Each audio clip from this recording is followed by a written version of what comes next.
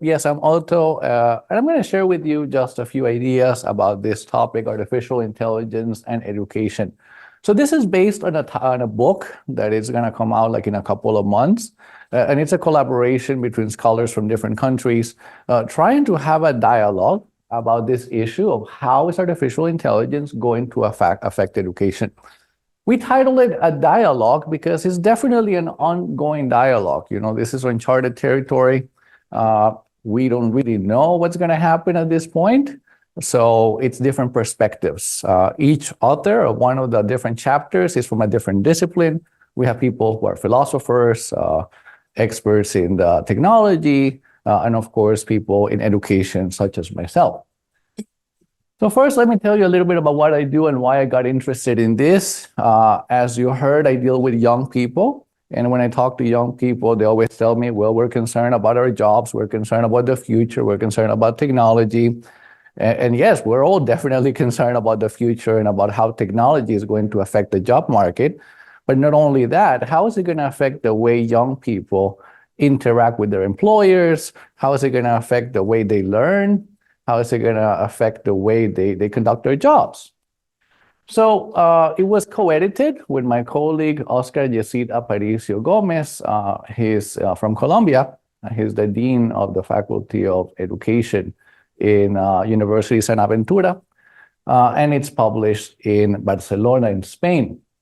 So this just gives you an idea of the topics. And of course, I'm not going to go into all of them. But some of the things that we talked about is the use of ChatGPT in terms of language teaching. In my case, I handled the introductory chapter, which is about a social and anthropological perspective. If we view technology not as an end in itself, but as a tool, how do humans interact with that technology? And of course, chapter 3 is different teaching tools and resources, at the classroom level.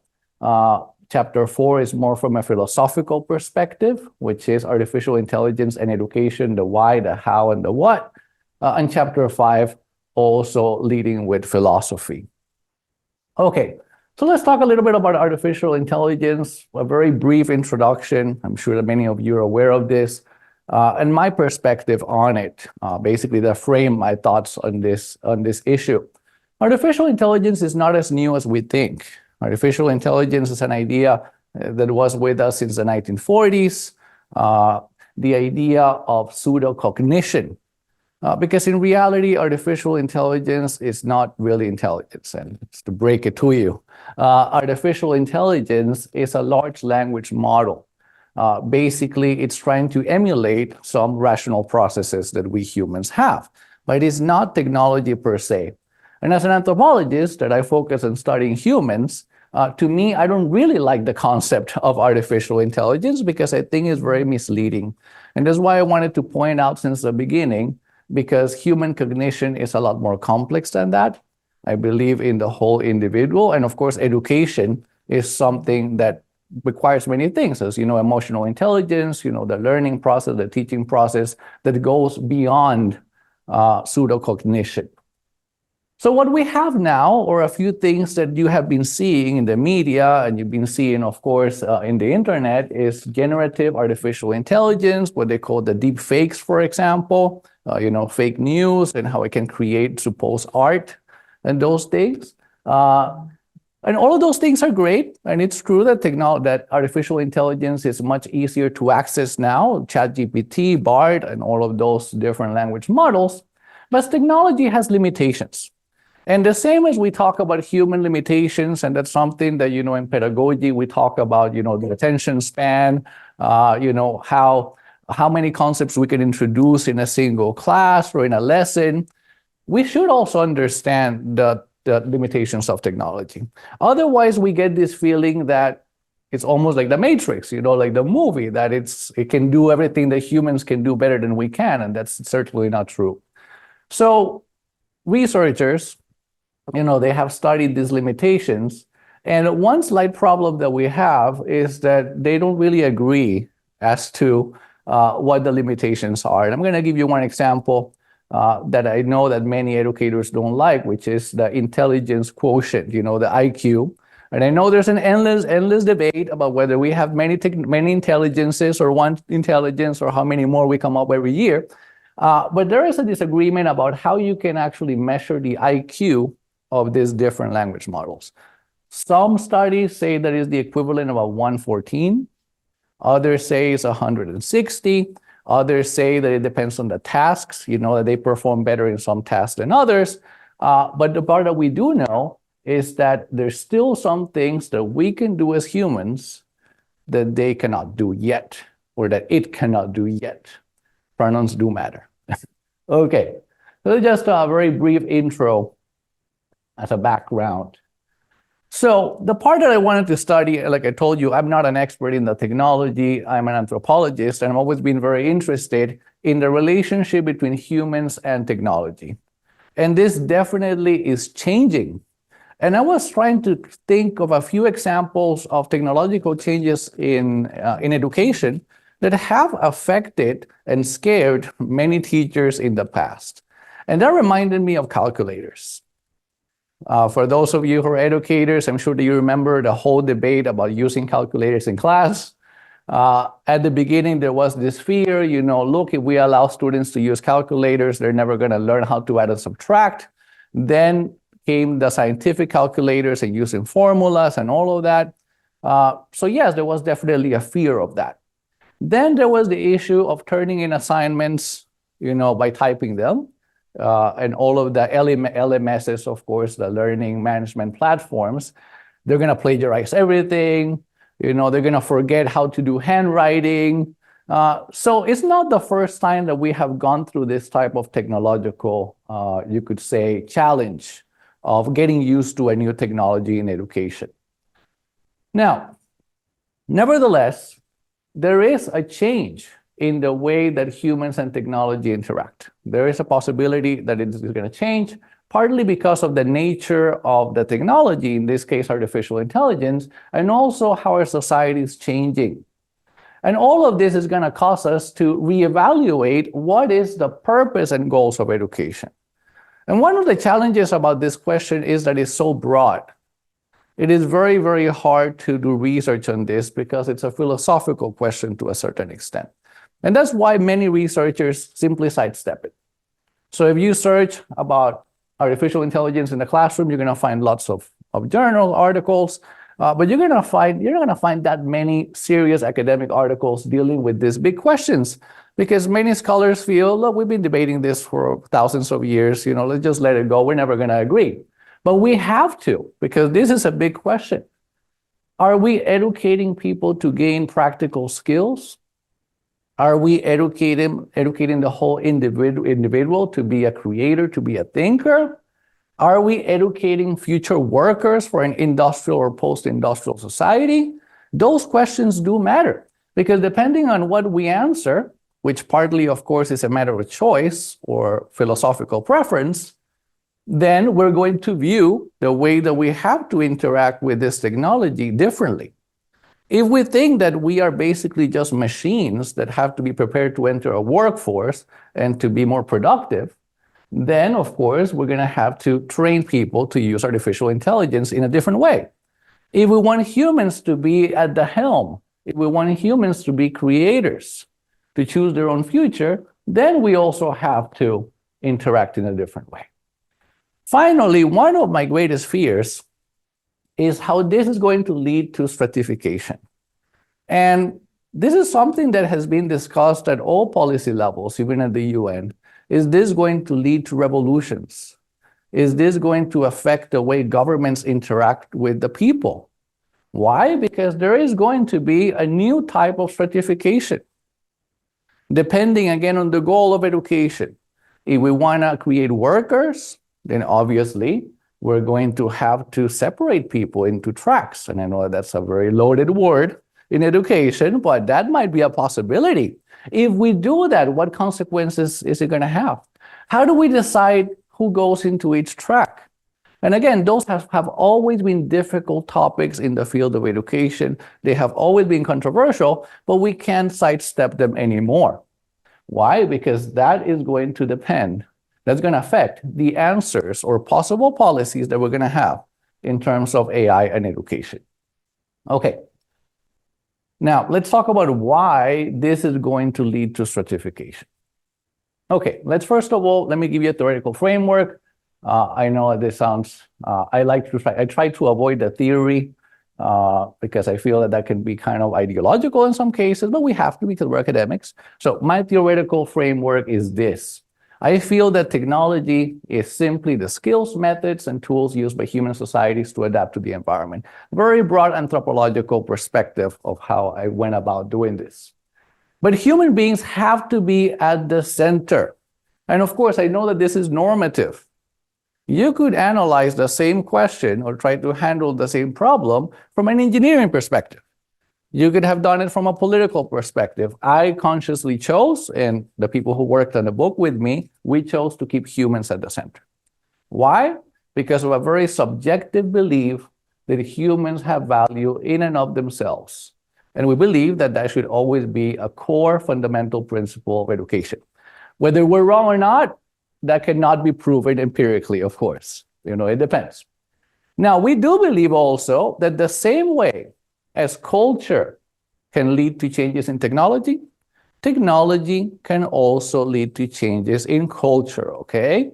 So culture changes, technology changes, but the relationship is complex. It's not only unidirectional, it's bidirectional. It goes in both directions. So I believe that as humans, we have the ability to change our behavior. So we should not be too afraid, just a little bit, on how we go about these changes.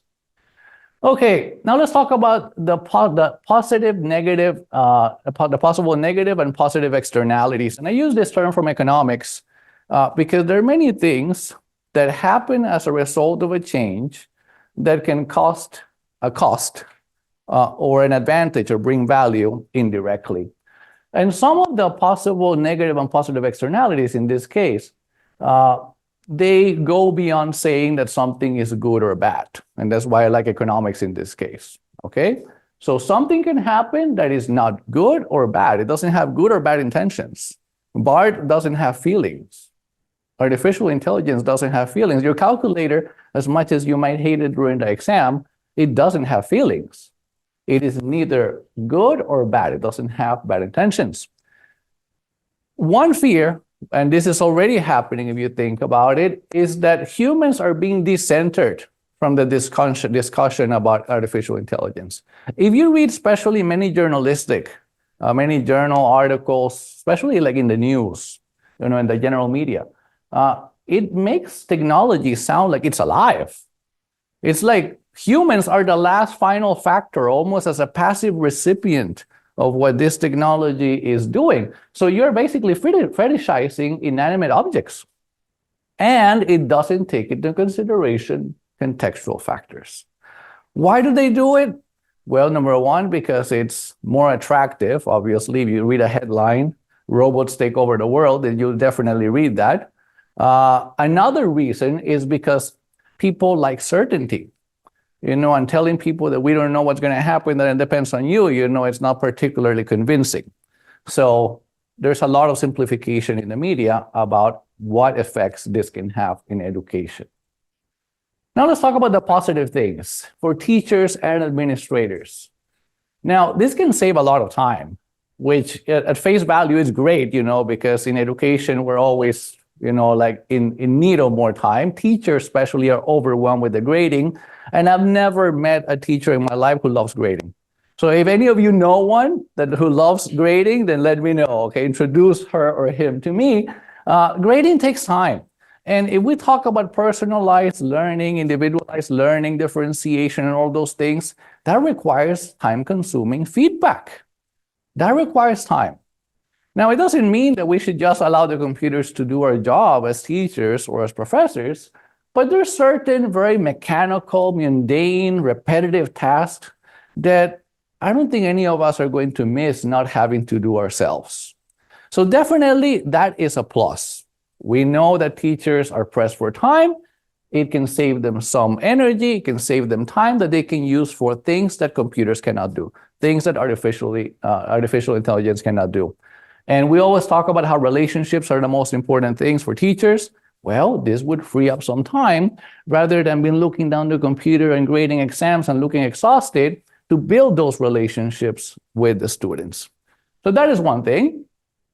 What else? When it comes to leadership, and my specialty is higher education leadership, and the same as teachers are tired and overwhelmed, administrators are tired and overwhelmed too. There are many tasks also that could be done by artificial intelligence so that they can do something that is almost unimaginable. Strategic thinking and project development. Now, on this, what I'm going to share with you now, of course, is mainly anecdotes with interviews, with many school leaders, is that many leaders, they want to think about the future. They want to create new things, but they're in a permanent crisis managing situation. Dealing with the today and dealing with the mistakes of the past takes 99% of their brain power. Well, if some of those things could be handled by artificial intelligence, wouldn't that allow those principals, those deans to think about the future? But not just thinking about the future because they have to turn in the report for next year. No, the actual creative thinking about what to do in the future. Now, do computers get tired? No. So one advantage is student support 24/7. That is something that is important too. We know that students want the answers and they need the answers at the moment. If you wait in some situations to answer that question that they had in the class, 5 months later, the moment was lost. That magical moment is when the student has that question, he showed that he was interested in the lesson, and if you can answer it right then and there, then the learning takes place, and there's a lot of research about this. But what happens when students, they study at 2 a.m. in the morning? Are they going to be calling the teacher? No, the teacher has fainted by that time. Or the professor is definitely not going to answer the phone at 2 a.m. But what if some of those questions could be answered by artificial intelligence? Wouldn't that also, in a way, increase the learning, encourage them to keep, their own learning processes and to teach themselves to a certain extent at more hours of the day and during the weekends? It could also help lighten the burden of teachers in terms of answering questions and so on. So that's definitely a plus. Also, you can make all the courses more student-centered.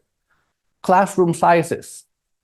Well, we agree on the ideal, that we have to connect with the student, that we have to somehow individualize the learning. We know that every person you have to meet them where they are and all of those things, but that costs money. And the truth is that there is a scarcity of resources. So by using this, you can make them more student-centered. And this is really not that new. They've had already these smart exams that they adapt to the questions that the students are taking to give them related level questions. So this is nothing new, but this is just going to improve from what we already have available. So we can improve the outcomes without, and this is the key part, because from an administrative perspective, you can't just throw the weight on one side. You need to balance it out without increasing the pressure on teachers and without increasing costs. And there's a whole debate over this. I come from the United States, and one big debate that we have at the national level is how can we spend so much money in education and get terrible results? There's no way to sugarcoat it. They can't read, they can't add, they can't subtract, and average spending is almost at $14,000 per year per student. Well, someone has to figure out where the money is going and why we're not getting the appropriate results. Well, this might be a way to improve those outcomes without having to tell teachers, stay an extra hour, add more tutoring, do more. That's one possibility. Okay, now let's talk about the sad part, the externalities, because, there's always the other side of the coin for teachers and administrators. So now we assume, and in psychology, they also study this, that people like more autonomy. But that's not really true. That is not always true. So think about it when you assign an assignment, in some cases, a homework assignment. If you make the instructions very specific, some students are going to love it. It's like step 1, step 2, almost like a recipe. Other students are going to feel so annoyed that you chose the topic for them, but pretty much you gave them the outline of every single sentence in that assignment. Not everyone likes it. The same thing happens for teachers. Some teachers is like, let me teach, let me do my thing, and it sounds so idealistic. But at the same time, it doesn't mean that they're just going to go on vacation because they're saving so much energy in grading or because they have all of that extra help. It is going to raise the complexity of what they do for both faculty and staff. Since they won't have to do those simple clerical tasks, they're going to have to do higher level activities. The art and the science of teaching, the art and the science of administration. Will everyone be happy about this? Definitely not. Some people don't want that autonomy. Some people don't want to, I mean, it sounds bad, but they don't want to think. So that is going to be a challenge, okay? Now, this is going to hit especially hard K through 12. I think more than higher ed. And the reason is partly because for many years, they already had a very high burden of administrative and repetitive tasks for teachers and for administrators. I'll give you an example of principals, at least in the United States. Like, they're not used to having to do the strategic thinking for 5 years. Usually the superintendent is the one who gives them the answer. And they tell them, look, implement it. They're like worried about putting out fires here and there, you know, the day-to-day administration, but administration is not leadership, even though I know that's a whole other debate. It's not exactly the same thing. So all of a sudden you tell the principal, half of your day is clear. Now we want to come up with a creative solution to this problem, and you're going to be held accountable. Many of them are going to feel a lot of pressure. Okay, now let's talk about this part here, which is another big deal, academic versus vocational pathways. I don't really like to separate them completely because I think that they're interrelated and they should be interrelated. Now, both of them are very, very important. But at the same time, in higher education and employment, because of policy reasons and practical reasons, this is going to separate academic from vocational pathways even more. And that can have a big effect, a negative effect in a way. Why could this be negative? It could be negative if we give a negative connotation to vocational pathways. If both of them had the same level or stature, you could say, or respect or support from the public, then this is not necessarily bad. But in many countries, sadly, there is a stigma to a certain extent to vocational pathways. And this could further stigmatize that difference. So in my opinion, that could be a negative externality because it could definitely affect their funding. It could affect the way it's perceived. Okay. And this part here, I know it's controversial, but I want you guys to hear me out about this. So the reason why I use IQ just as a concept here is because there is no doubt that there are different abilities. Look, I was pretty good at basketball when I was in high school and when I was in college, but I don't have the height to be an NBA player. I mean, I know that. I can train very, very hard. And I could have chosen to maybe focus less on my papers and try to make it professional. But I know that because of my height, my athletic abilities, I was not going to make it to the NBA. Now, that is controversial. And I know that in education, we believe that everyone can be everything. I know that's one of our core philosophical tenets. But we have to be realistic. We have limited resources. We have limited time. And we want to do a good job, right? We need to show results to governments, you know, and to the people in general. So what happens is this. How are we going to differentiate if artificial intelligence is going to take many repetitive tasks away, sort of when we had to teach math in the classroom, you know, without calculators? How are we going to do that when there's such a wide range of IQs in the classroom? And you can, of course, make this more complicated by following Gartner and adding like all of the multiple intelligences. The same thing could be said of PE classes. But the point is that this is going to make differentiation very, very hard, if not almost impossible. I mean, yes, I know that there's a lot of talk about how technology can help with disabilities, how you could also do that. There's the model where you have a second teacher, of course, in the classroom who is ESE certified. Yes, I know. But in practice, it's going to be tougher when you have activities that require a higher IQ. However you define it, because I know there are many definitions of that. So that is definitely going to be a challenge. Number one is controversial. It's very touchy with the parents. It's touchy with the teachers. And of course, it's very touchy with society at large. Okay, now, this part here is the part that is most concerning, which is that most people would believe that all of this is really going to hurt the lower 15%, which, as you know, in the United States in 2000, we have No Child Left Behind. And we talk about the bottom 15%. Okay, students were struggling for many reasons, social reasons, disabilities that they have, and so on. But they're not going to be the ones who are hurt, because ESC students already have a lot of support. For example, in the US, we have lots of legislation that provides extra help, accommodations, of course, they have lots of resources, and there's a lot of funding for that. But what about those who are not protected by that? What about those students who are not really in probation? You know, they're not students who are in ESE, or what we call in the United States 504, which is a code for saying that they're doing really badly in school, but they don't have any physical or issues with disabilities. Who's going to help them? You know, who's going to protect them from these changes, you know, asking them to do more or more complex assignments? They're the ones who are going to be in trouble. They're going to be left in an academic limbo. Why academic limbo? Because of tracking. In many places, we might not have explicit open tracking, but it's there. It's always been there. Will they be sent to a different track? Are we going to come to a third track? I mean, in the US, we even talk about something very cynical, which is the track directly to prison. And it sounds horrible, but we have over 1 million people in the prison system. And it's very expensive to keep people in prison, and it's a waste, of course, of good human resources. What else? Another effect, high failure rates. And again, the word failure, you know, it's a no-no in modern education. Students failing. No one likes that.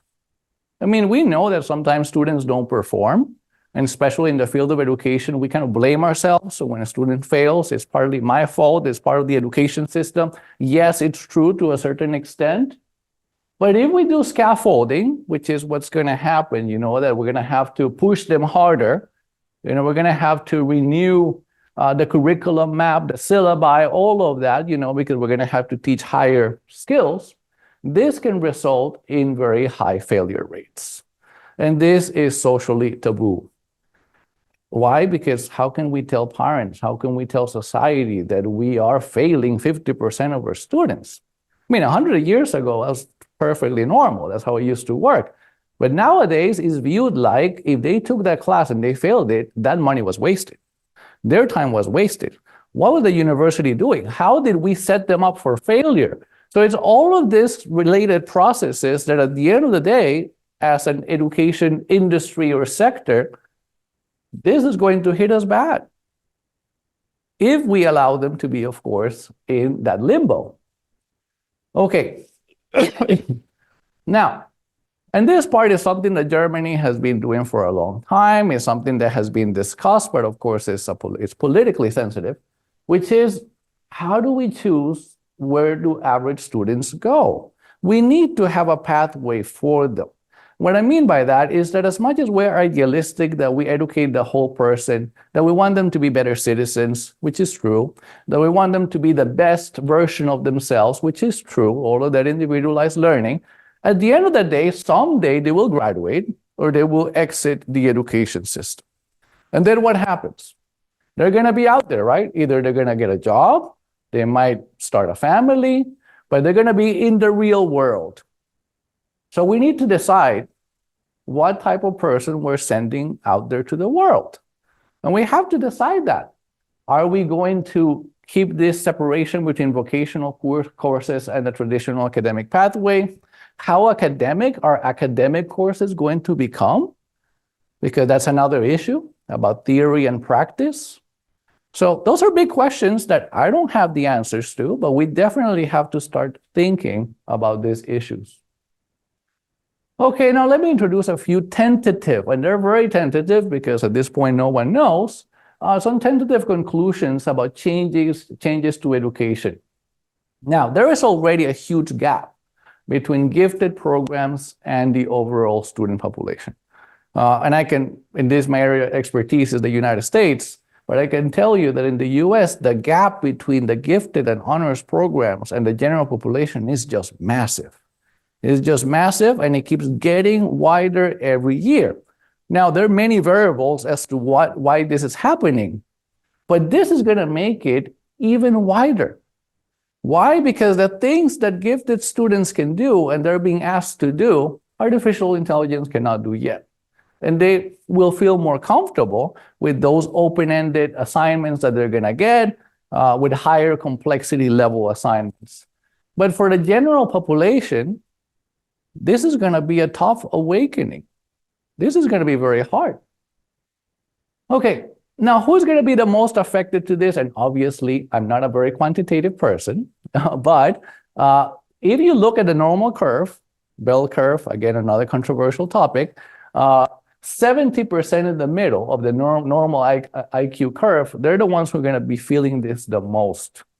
And that has a consequence in terms of funding that for many years, at least in the US since 2000, people were fighting for money for the bottom 15%. And they definitely got it. I mean, we're talking about massive amounts of money. The money is there. For the top 10%, people say they don't need it. You know, they're going to be okay. Well, now we're going to have to change our tune, and we're going to be fighting for money for the majority of the students. So we could say that the ones who are being left behind are the average students, which, if you think about it, is the opposite of what we were saying 20 years ago, 30 years ago. So that is going to be an interesting change. And now this, and if you view it, again, like I was saying, 85, but of course, these numbers are just for guidance. They're going to be the ones who feel this the most. So what recommendations can I give for K through 12? We have to be pragmatic. We talk about thinking globally and acting locally. Well, in this case, locally means every classroom, each student. Obviously, the solutions are going to change from place to place. So we have to go one step at a time, one situation at a time. We have to be very flexible. We're going to have to change constantly. And this also means for teachers, that ideal teacher who can assess the classroom, who can adapt the lesson plan mentally, you know, that ultra teacher that we all have in our dreams. We're going to need more of those, and that's going to be tough. And we need more coordination with the private sector, which again is not an easy thing to talk about, but we have to. Those technologies are being promoted by the private sector. The apps that teachers are going to be using, integrating technology in the classroom, are going to be created and marketed by the private sector.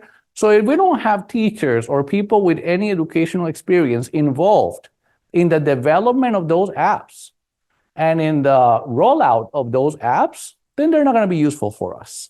Or teachers are going to just adopt it because the district or government decided to sign a contract with that company, and they're all going to be forced to use one app. Next semester, a different app, and so on, like always happens. So that's one issue. And finally, training, which again is something that teachers are tired of hearing. But we will need more training. I mean, we all need more training to use those apps. I know that humans are at the center, and we need to learn to use those technologies. But one way is more training for staff.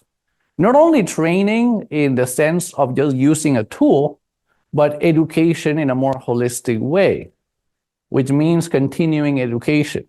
It means that a teacher cannot say, look, I'm just going to finish my degree, I got my license or certification, and I'm ready for the world for the rest of my life. No. Every few years, more continuing education, because the world changes, and we need to continue to be flexible and pragmatic. Now, they're very general, of course, because at this point, this is still a dialogue, like I told you. We don't know what's going to happen, and every situation is different. And just so you see that I read a few things. No one fell asleep, so that's a good sign.